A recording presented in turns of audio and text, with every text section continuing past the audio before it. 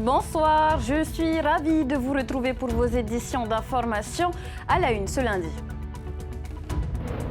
Une révolution en vue pour l'art polynésien. Le droit de suite garantit une part des reventes aux artistes et à leurs héritiers. Il reste pourtant méconnu au Fénois. Le peintre et sculpteur Évrard Chossois entend bien le faire respecter. Première session d'assises de l'année au tribunal de Papeete. La cour se penche sur le sort d'un homme accusé d'avoir violé une touriste américaine en décembre 2022 à Taravao. La victime a fait le déplacement pour assister au procès. Puis direction Raiatea où se prépare la deuxième édition du Oritaiti Competition au Raromat Ei. Cette année, le comité organisateur promet de la nouveauté.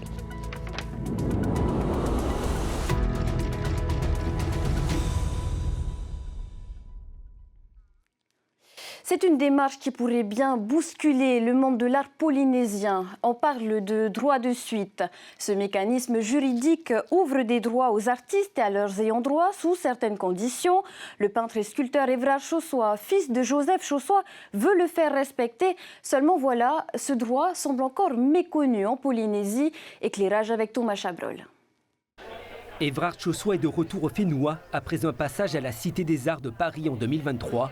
Fils de Joseph Chossois, il se penche sur les droits de suite lors de son séjour dans l'Hexagone.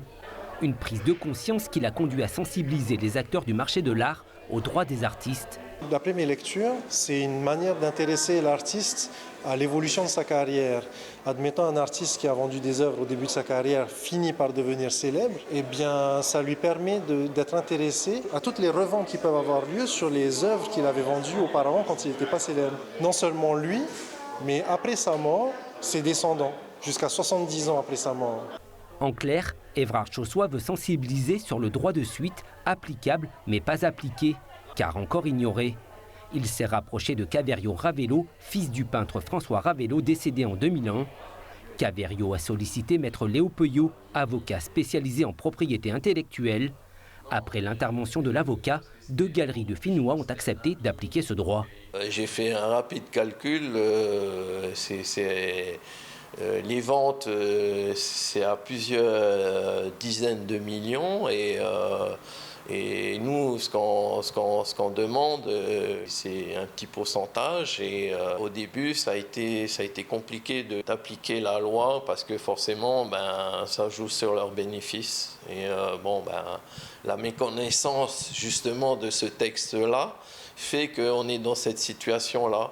Donc aujourd'hui, c'est un jour nouveau, je pense que pour l'art ici à Tahiti. Maître Léo Peuillot confirme l'application du droit de suite au Fénois. Un droit de suite fait quoi? Fait un droit à rémunération d'un pourcentage sur chaque vente successive qui serait faite d'une œuvre dans laquelle intervient un pro du marché de l'art. Donc par exemple un commissaire-priseur ou une galerie d'art. Un droit qui s'applique dès lors que le prix de vente dépasse 80 000 francs, de quoi bousculer le marché de l'art. Pour chaque prix de vente, il y a un pourcentage. Il y a des paliers en fait. Plus on vend cher, plus on peut être amené à payer cher le droit de suite aux ayants droit. Cette évolution pourrait marquer un tournant dans la reconnaissance des droits des artistes et inciter les professionnels à une gestion plus transparente de leurs transactions. Pour les ayants droit, une avancée encourageante. Ils espèrent bénéficier d'un effet rétroactif sur les ventes passées. Au tribunal de Papeete, le premier procès d'assises de l'année s'est ouvert ce matin. La Cour s'est attachée à examiner le profil de l'accusé, un homme de 30 ans à qui l'on reproche d'avoir violé une touriste américaine en décembre 2022. La victime, qui a tenu à faire le voyage pour assister au procès, a également témoigné à la barre. Sophie Guébel, Jantinoroy. Elle voulait aller faire de la randonnée et elle marchait au bord de la route. Elle ne parle pas français. Elle tombe sur celui qui est accusé de l'avoir violée, qui s'arrête à sa hauteur. Elle essaye de lui expliquer qu'elle veut se rendre à tel endroit pour faire de la randonnée. Elle lui montre sur son application. Lui ne parle pas anglais, mais l'embarque sur son scooter. Et au bout d'un moment, il se retrouve dans un petit chemin au bord d'une cabane complètement abandonnée. Et là, ma cliente explique qu'elle a été violée avec force par celui-ci. Un viol qui aurait été commis en décembre 2022 à Taravao.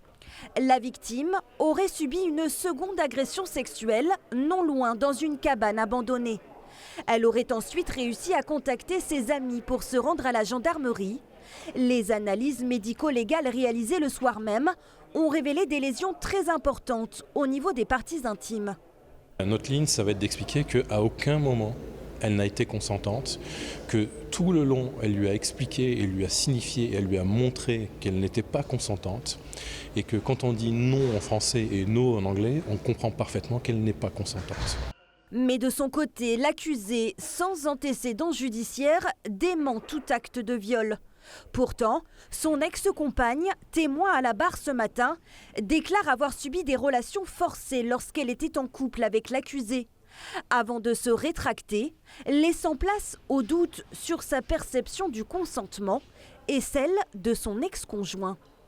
Mais c'est un dossier qui est de toute façon compliqué, parce qu'on n'est quand même pas, à mon sens, dans un viol caractérisé, en tout cas en ce qui concerne mon client.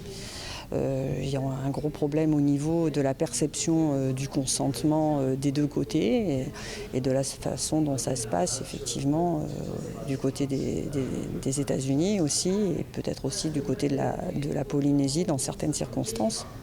Connu également pour ses déboires alcooliques, parfois violents dans ses propos, l'accusé est décrit comme peu loquace. De son côté, la victime a tenu à faire le voyage pour assister au procès. Elle, à qui l'on a tant de fois vanté les mérites d'une Polynésie bienveillante, a témoigné de son traumatisme à la suite de cet événement. Y a-t-il eu viol ou bien était-ce un acte consenti? C'est donc la question principale de ce procès aux assises qui durera encore jusqu'à demain. L'accusé, lui, qui a passé quelques mois en prison après les faits, est sorti depuis avec un bracelet électronique. Il encourt 15 ans de prison.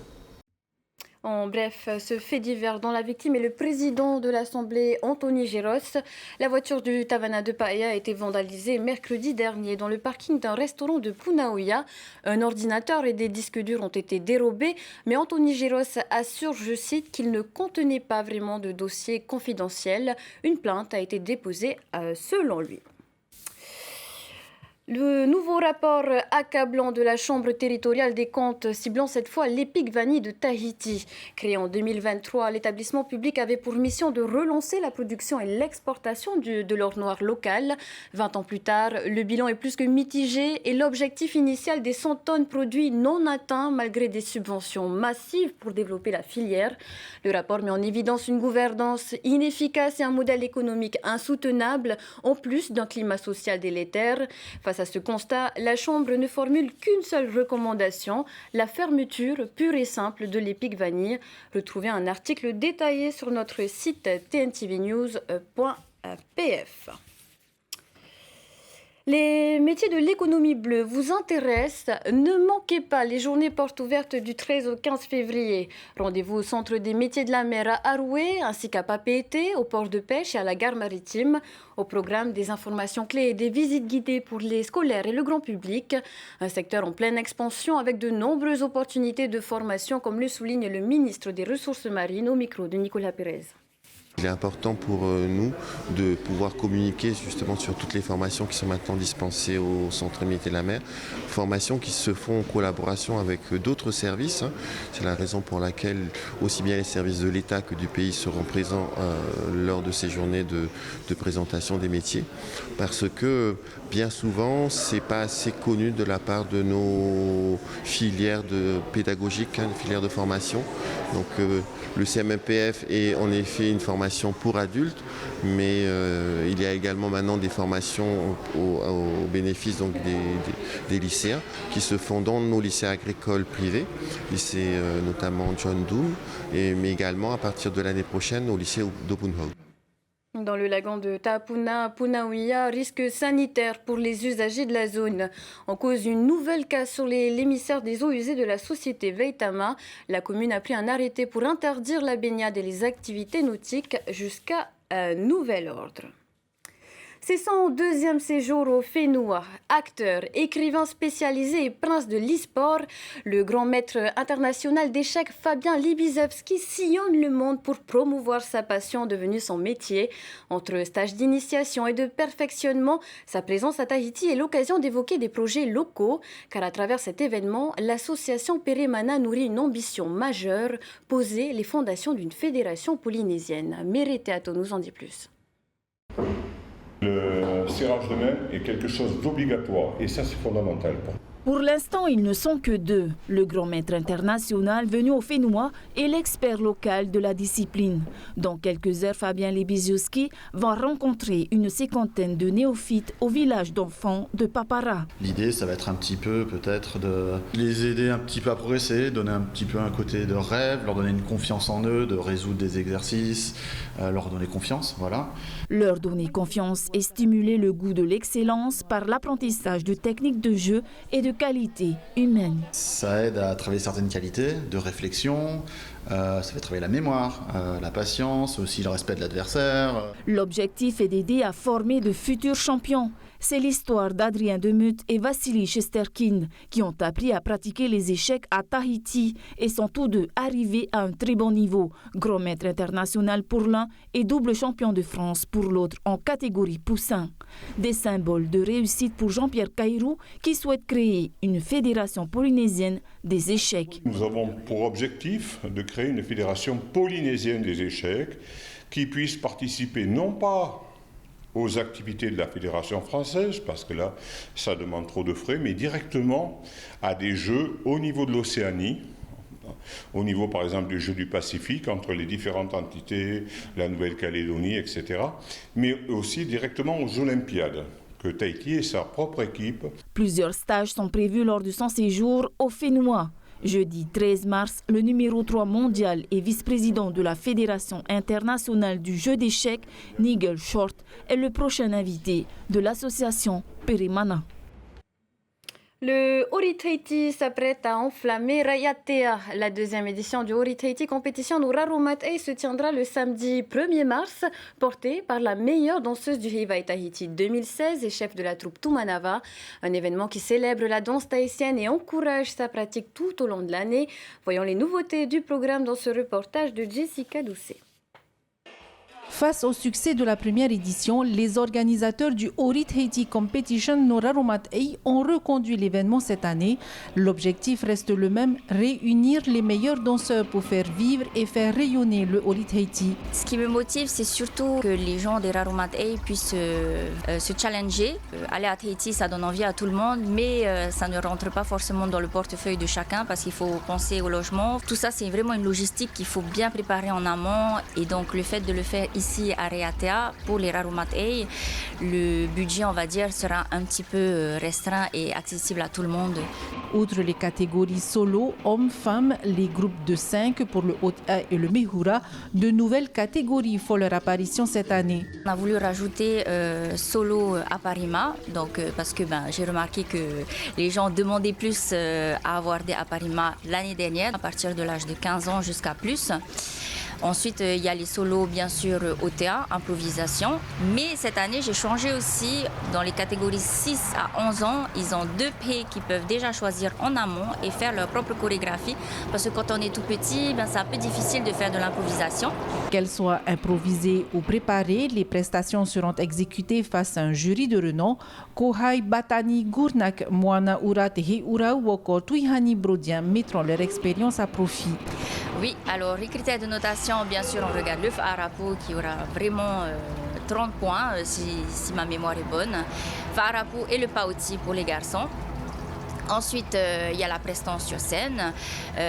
Pas très grand, je ne donne pas beaucoup de points au niveau du costume, mais je trouve que ça nécessite quand même des points parce qu'il y a beaucoup de travail par derrière. Donc je voulais quand même me remercier et donner aussi des points au costume.